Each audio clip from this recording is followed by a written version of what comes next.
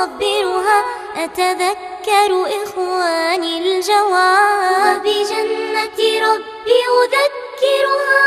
بني الإسلام على خمسة أركان في الدين: صوم وصلاة وزكاة حج والشهادات. الحمد لله رب العالمين والصلاة والسلام على سيدنا محمد وعلى آله وأصحابه ومن تبعهم بإحسان إلى يوم الدين. Les louanges sont à Allah, le Seigneur de l'univers, Allah qui a fait du Ramadan un mois d'adoration intense à travers les prières, les lectures du Coran, les invocations et les méditations.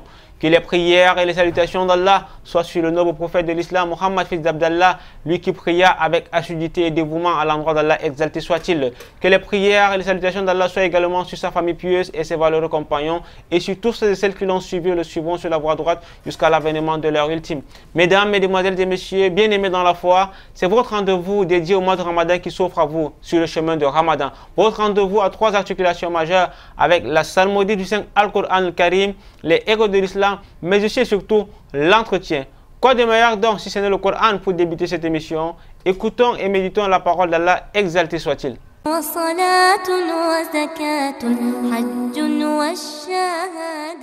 Bismillahirrahmanirrahim.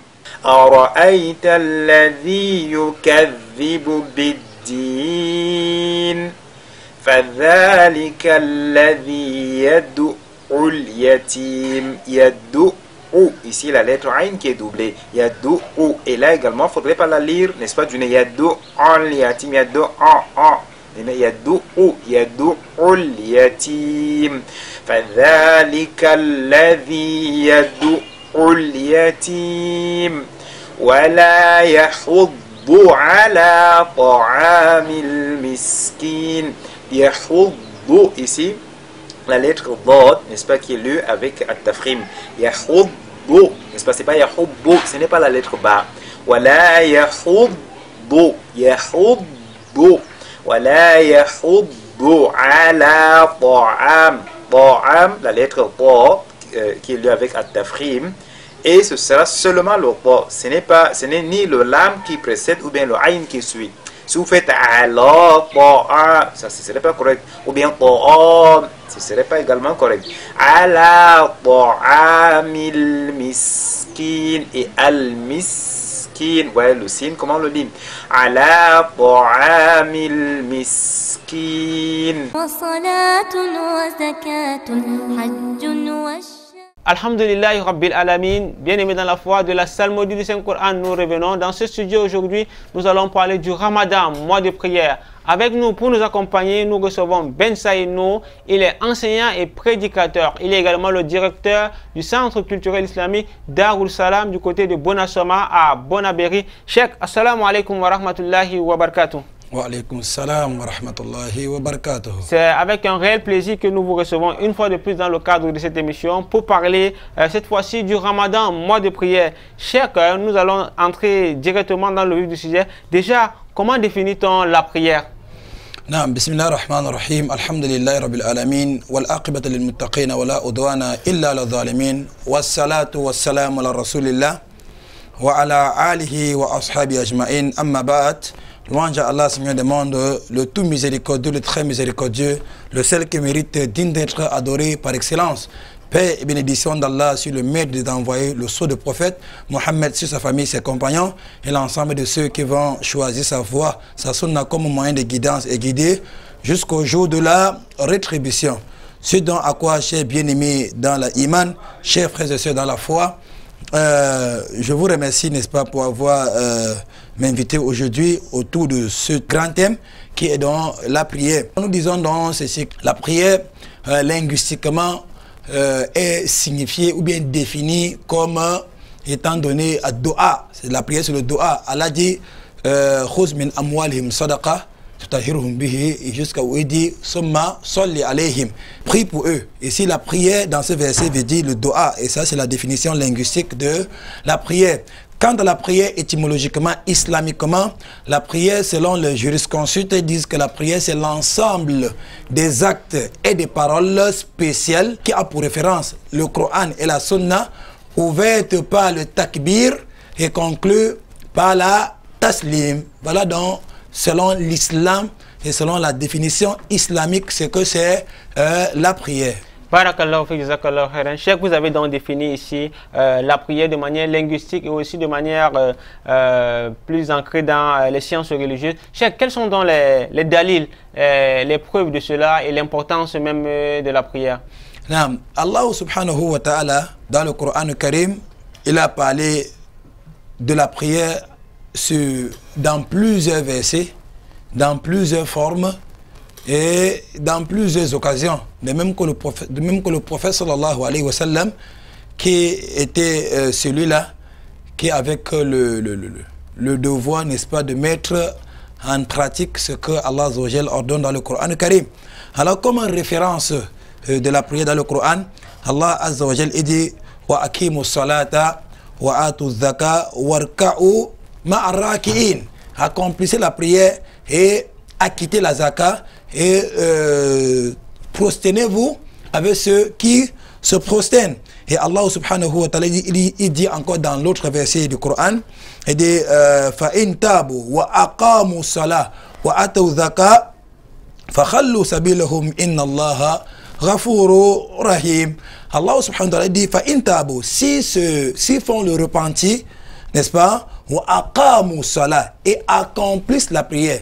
Donc si se repentent et accomplissent la prière, wa atu zaka, et donnent la zaka, alors il dit fa khallu sabilahum. Donc il faut les laisser.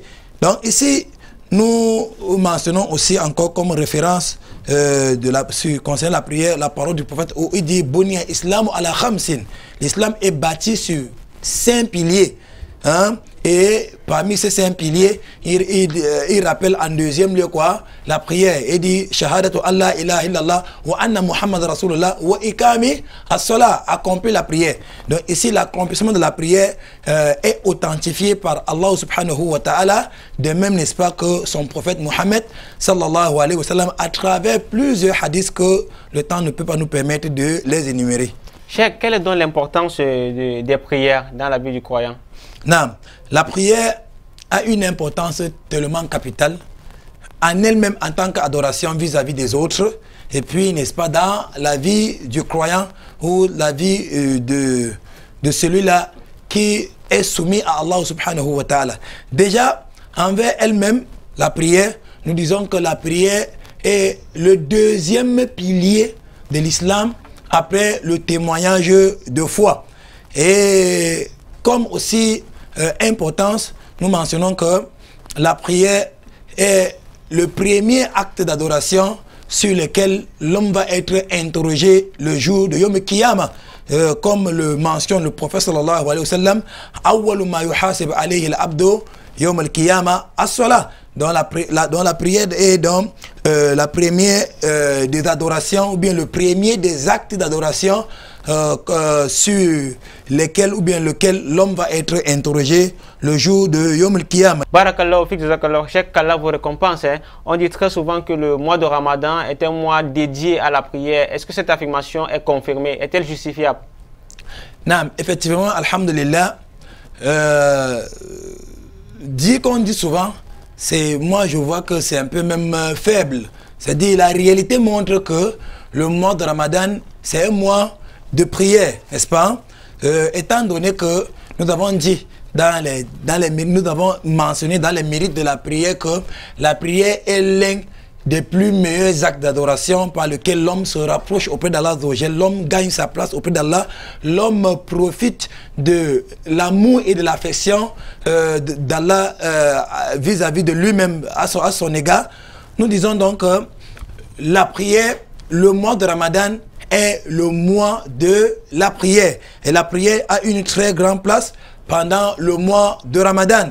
Barakallahu fik, jazakallahu khairan. Cheikh, vous avez évoqué ici les prières de nuit pendant le mois de Ramadan. Et très certainement, le Ramadan, lorsqu'il arrive, il arrive avec les prières de Tarawih. Et c'est ce qui fait la particularité de ce mois de Ramadan. Ce sont ces Tarawih. Cheikh, quels sont les dalils qui mentionnent déjà les prières de Tarawih? Non, déjà nous disons que le Tarawih est une prière qui est beaucoup connue pendant le mois de Ramadan.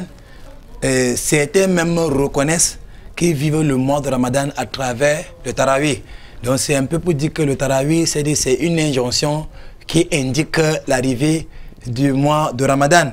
Et comme Dalil, référence du Tarawih, le Tarawih n'est pas une prière que c'est les Camerounais qui se sont mobilisés, ou bien les musulmans camerounais qui sont mobilisés afin de les prier, peut-être pour une raison ou une autre, mais c'est une prière qui a été légiférée par Allah subhanahu wa ta'ala à travers les pratiques de son prophète Mohammed alayhi salatu wa salam. Il est rapporté par Aisha radiallahu ta'ala anha qui dit ceci, qu'un jour le prophète sallallahu alayhi wa sallam, une nuit, le prophète sallallahu alayhi wa sallam, pendant le mois de Ramadan, s'est levé et allé à la mosquée et il a commencé à prier. Et les gens, n'est-ce pas, les sahabatul kiram, se sont donc alignés derrière lui. Ils ont prié ensemble, ils ont commencé à prier ensemble après Isha. Ils ont fini, n'est-ce pas, la prière cette nuit-là. Le lendemain, le prophète sallallahu alayhi wa sallam, il a fait les mêmes choses et les sahabatul kiram sont venus d'un nombre un peu plus que ceux, n'est-ce pas, qui ont prié hier. Donc certains qui ont prié hier, ils ont passé, n'est-ce pas, de l'information à leurs différents frères qu'il y a une prière qu'ils ont effectuée avec le prophète sallallahu alayhi wa sallam après la prière de Isha. Et à la troisième nuit, les sahabatul kiram sont encore venus, n'est-ce pas, d'un nombre très massif.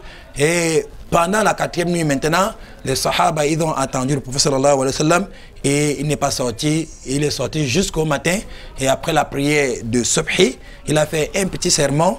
Il a dit ensuite, je connais, n'est-ce pas, votre place dans la religion auprès de moi, Mohammed sallallahu alayhi wa sallam, mais sauf que je vous ai vu comment vous étiez à la mosquée, comment vous m'attendez, je vous ai vu comment vous étiez tellement si nombreux, mais sauf que c'est pas peur que ces prières soient obligatoires que je ne suis plus sorti pour la prière, n'est-ce pas? Donc ici, ce hadith, comme le dit l'ensemble de tous les savants, c'est un hadith, n'est-ce pas, par consensus des savants, comme une référence pour la prière de Tarawih. Cheikh Barakallahu Fik, pour finir avec les Tarawih une fois, déjà, quelle est la récompense de celui qui les accomplit normalement durant ce mois de Ramadan? Allah, la récompense de celui qui accomplit le Tarawih normalement est tellement énorme. Le prophète sallallahu alayhi wa sallam, il a fait l'éloge de la prière de nuit à travers plusieurs versets. Et Allah tabaraka wa ta'ala a aussi parlé de ces prières-là.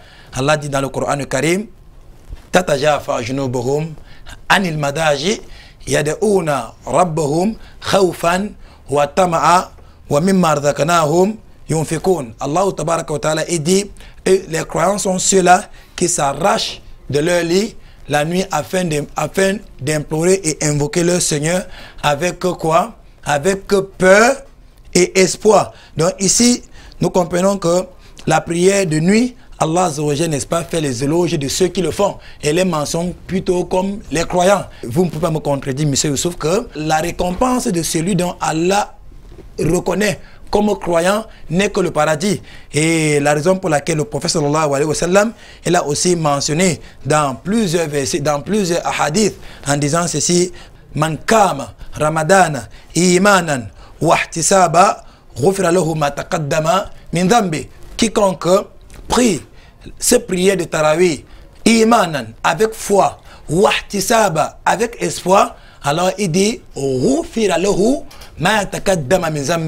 on lui pardonne tout ce qui est passé de ses péchés. Donc ici, le croyant, n'est-ce pas, profite non seulement du pardon d'Allah, et puis encore, Allah fait ses éloges dans le Coran Karim, et de deux encore, Allah subhanahu wa ta'ala le mentionne parmi ceux-là qui va être auprès des prophètes, au pied de ses pieds dans le Firdaus al-A'la, car tout celui, n'est-ce pas, qui veille à l'accomplissement de la sunna du prophète sallallahu alayhi wa sallam dans sa vie et ainsi que dans toutes ces actions, dans toutes ces transactions, ici Allah subhanahu wa ta'ala, n'est-ce pas, fait ses éloges et le ressuscite, n'est-ce pas, auprès des prophètes. Donc c'est pour dire que les récompenses de la prière de Tarawih sont tellement nombreuses. Jazakallahu khairan, barakallahu fik ya oustaz. Bien aimé dans la foi, nous avons suivi ici le cheikh Ben Saïd qui nous a éclairé ici sur les prières et particulièrement sur la prière de Tarawih. Nous allons prendre une pause, le temps pour nous d'aller suivre les héros de l'islam et revenir continuer avec le cheikh, Inch'Allah. نفسي بالصوم أروضها وبحب الله أصبرها أتذكر إخواني الجواب وبجنة ربي أذكر. أعوذ بالله من الشيطان الرجيم. بسم الله الرحمن الرحيم. الحمد لله رب العالمين والعاقبة للمتقين ولا عدوان إلا على الظالمين والصلاة والسلام على هادي البشير وسراج المنير محمد بن عبد الله وعلى آله وأصحابه وسلم تسليما كثيرا. أما بعد, Abu Bakr Siddiq a été choisi pour pouvoir redresser la Ummah pour le décès du prophète sallallahu alayhi wa sallam. Mais Omar, lui, il est venu, n'est-ce pas, continuer, renforcer ses jalons, ses fondations, laissées, n'est-ce pas, par Abu Bakr Siddiq, qui a tout fait afin que la communauté, n'est-ce pas, ne chavire pas à certaines aberrations. Omar, à son époque, il est donc venu renforcer et développer, n'est-ce pas, ces bases-là.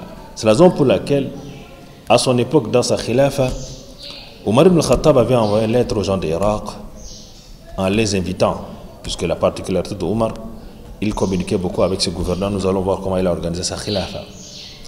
Lorsqu'il a envoyé dans la lettre aux gens d'Irak, il avait interpellé les responsables d'Irak. Les responsables d'Irak ont envoyé deux personnes, Labid ibn Rabi'a et Adi ibn Hatim.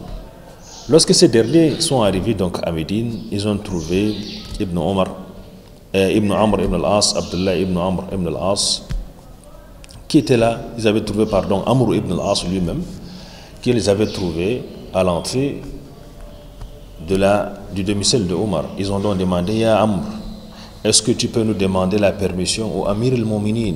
C'est la raison pour laquelle les savants disent, les historiens disent que c'est Adi ibn Hatim qui avait donc donné ce nom-là. Donc c'est comme cela qu'ils ont demandé, lorsqu'ils sont donc arrivés à Médine, ils ont demandé la permission, ista'adhin lana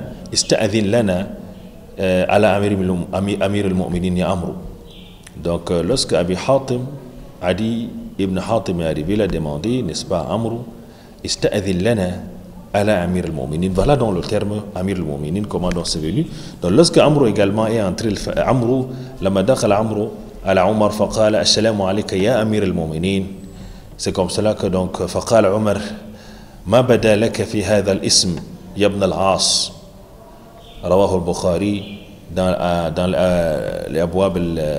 l'Adab al-Mufrad. Donc c'est comme cela donc que ce terme Amir al-Mu'minin donc est venu. On a donc commencé à appeler Omar le prince, n'est-ce pas, des croyants.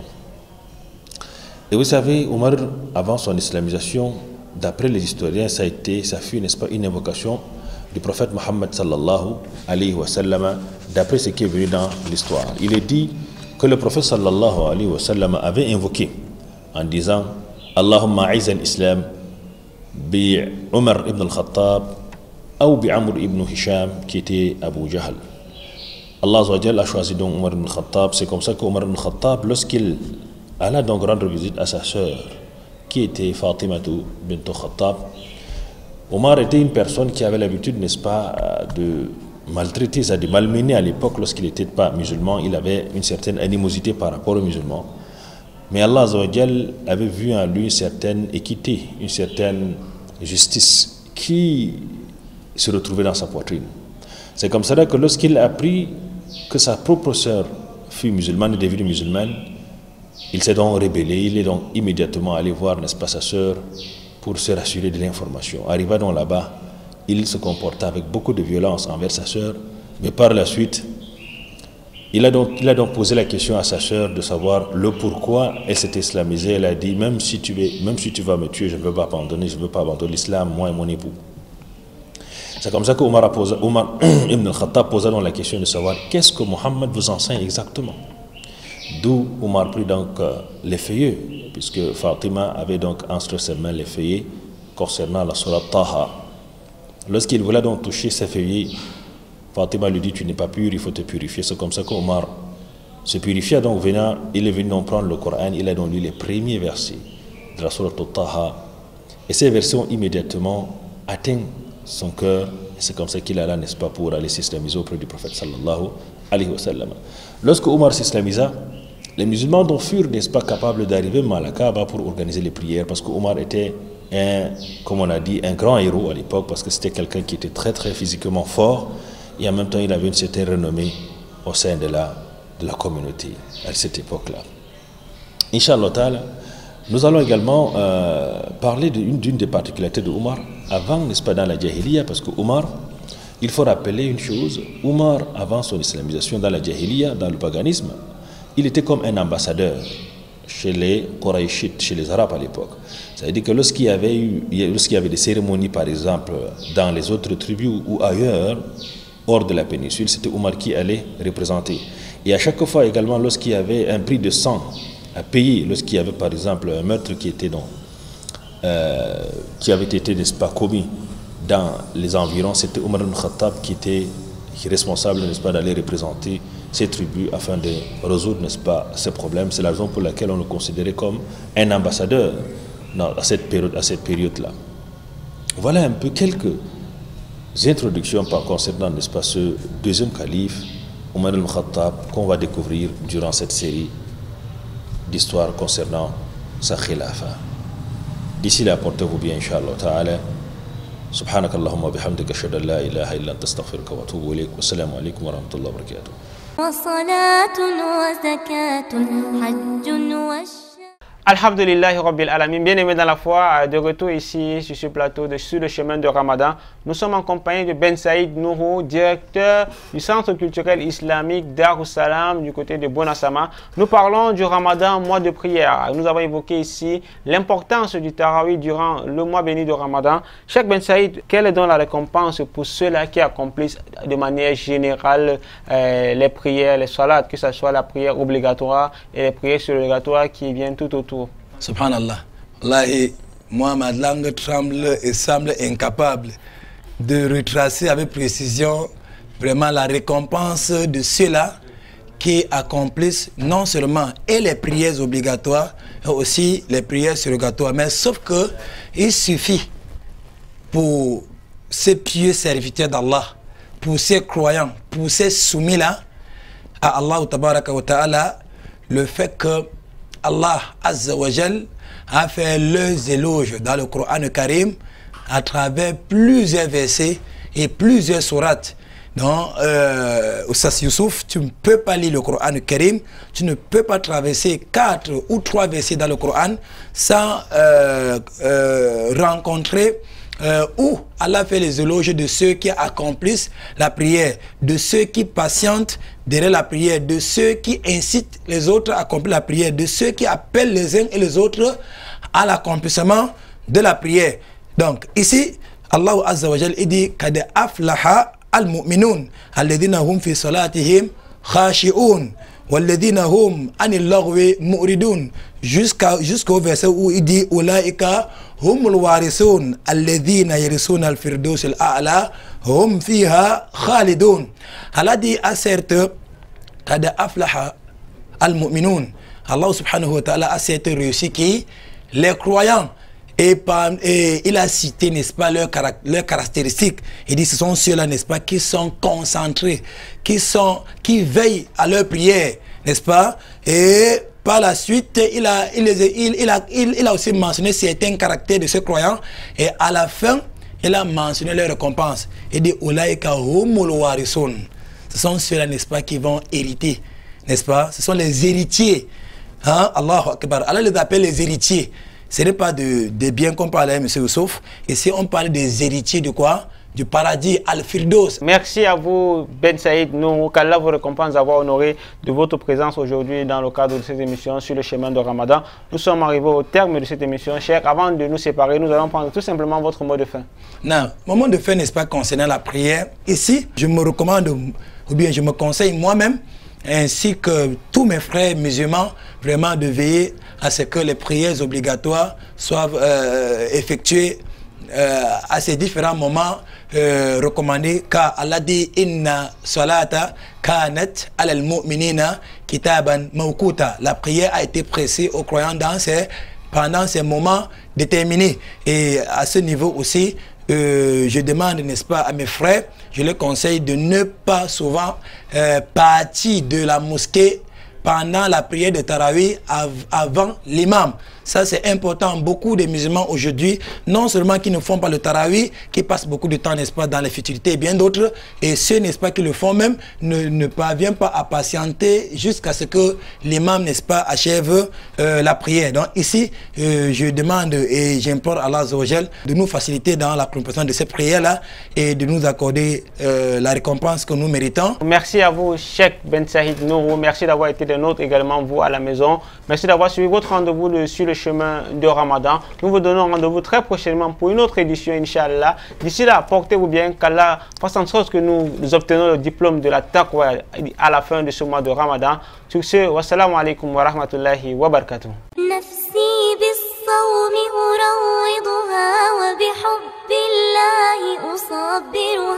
أتذكر إخواني الجواب وبجنة ربي أذكرها.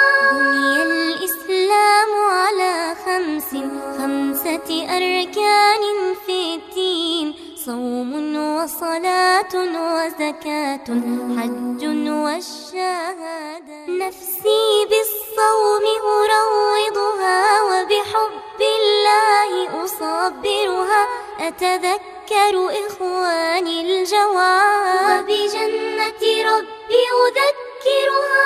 بني الإسلام على خمسة أركان في الدين: صوم وصلاة وزكاة حج والشهادة. نفسي بالصوم أروضها وبحب الله أصبرها.